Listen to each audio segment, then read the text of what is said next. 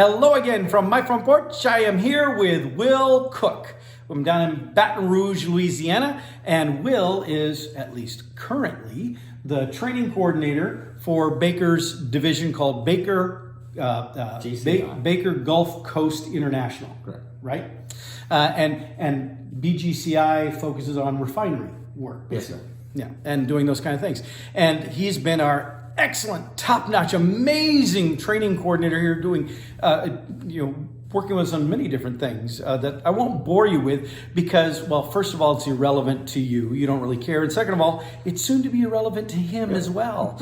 Because while he's been great to work with, he's actually sadly leaving our organization. He got a better offer from a higher level employer. And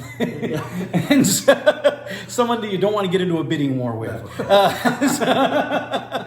So Will, I would like you to share about what it is that you're going to be doing.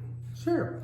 I'm actually going to be moving to Lusaka, Zambia in Africa. There's an orphanage there run by a company called Family Legacy out of Texas.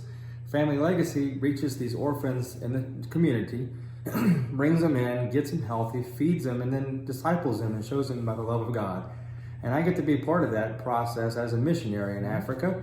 My part is going to be working with the older kids, teaching them a trades program. We're going to start developing a trade school for them so that when they get old enough to support themselves, they'll actually have the means to. Yeah, and personally, I think that's awesome. I'm a big advocate also just here in the United States that we do this huge disservice to young people by preaching to them, number one, that everybody needs to go to college. Not everybody needs to go to college, and we tell them if you go to college, you need to do a white collar profession, a high end kind of profession. Not everybody needs to do that. In fact, some of those professions are glutted. There's too many already in there. But if you do a blue collar job, it's not demeaned. It's an important job, and you actually can make really good money and not be as much in debt. And so it really is a lot more sensible. But that concept is what you're going to be doing in Africa. Correct. Where individuals that may have trouble finding work, or where there are poverty conditions, or where there are situations where they don't have people skilled to do these kind of things. Correct. You're going to be helping them build up that workforce. Yes, sir. Yeah, that's amazing, and doing it as a missionary work. Yeah. So one of the questions that gets asked a lot is, well, why do I want to go do it there when I can't? I can just do it here. Yeah, I have that question too. So the answer to that question is, how many places do you know where there's 100 children living in the woods because they don't have a home? They don't have the resources that we have here in America. There's plenty of people to help you here if you want to get help. They don't have it. So we're reaching out, trying to help these kids, and in turn, they'll turn their country around, and then they'll have the resources for their children and grandchildren. Yeah, well, and it actually is. I joke because we do love him. He's fantastic at what he does, and it is going to be a very sad day to see him not with as part of the Baker family. But everything about why he's doing it and who you're going to be doing it for and the motivation. I mean, come on, it's a beautiful cause, and so. I think we all should be supportive of you in this effort. Speaking of which, he needs money, because if you know anything about missionaries, they have to have money to actually go and do what they do. You go into a church and they all have the board in the lobby that has all the missionaries the church supports, sometimes $100, sometimes $25, but monthly pledges, because it's up to the missionary individual to raise their own income. Correct. In order for them to fight. And it's not just him. You have a family. Correct. I've got 3 boys and a wife. We're going to head over there all together as a family and live there. And that probably is going to cost you some money. Oh yeah, it's not cheap. What is the budget you're going to have? The budget's around $5,800 a month through expenses for living and stuff, owning a vehicle, automobile insurance, stuff like that.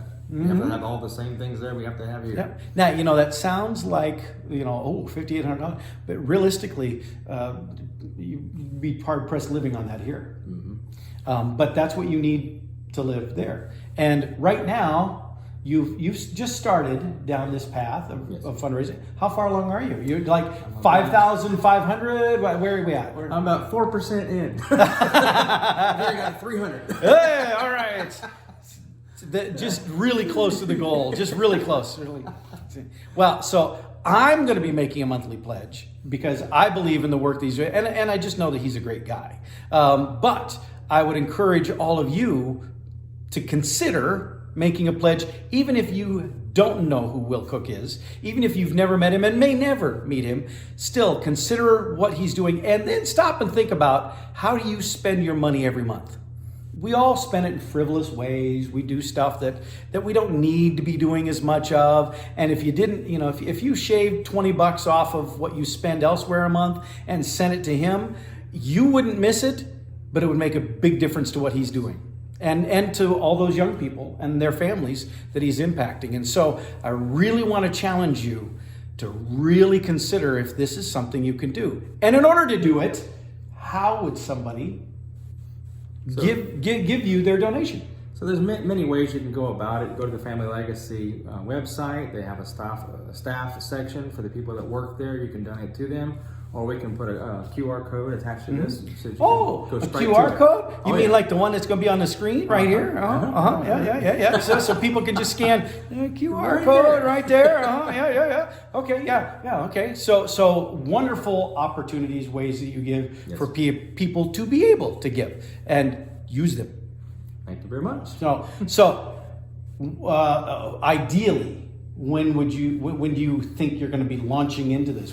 I know it kind of depends on when you raise the money too. Yeah. But what is sort of the plan? What is the schedule? My plan and schedule, I would prefer to be there within 4 to 6 months, which will allow me to kind of come in at the beginning of a new school year to see what the system already looks like and how we can find ways to fit in within that system and teach our children to start working with the programs that are already in place. Excellent. Not excellent from Baker's vantage point, of course, but excellent to get right on it. And this is something that you've wanted to do for a while, though. Oh, yeah. This is not just something that just turned up yesterday. No, I was been wanting to be a missionary since I was a kid. But, you didn't go to college, you didn't do this right, you didn't do that right. I'm like, now I have a chance. I'm excited to do it. Yeah, and I think you're going to make a huge difference in the lives of a lot of young people over there. And by extension, their families and the people around them. So good luck to you. Thank you. And I know you're going to do fantastic with that. And I know you're all going to help out. That you're going to be, because we need to help him get that money on a regular basis. You can make a one-time contribution. He'll accept your donations of $20,000, $30,000. But it's those monthly donations. Even in small amounts, large amounts, medium, whatever, those monthly donations is what he really needs, because that's what helps get to the $5,800 a month that you need, you and your family, to be able to live on when you're over there. Yes, so be generous in what you do, because he will appreciate it, and so will his family, and so will all those kids that he's going to be impacting when he's over there. Thank you. All right. And with that, I'll see you all next time from my front porch.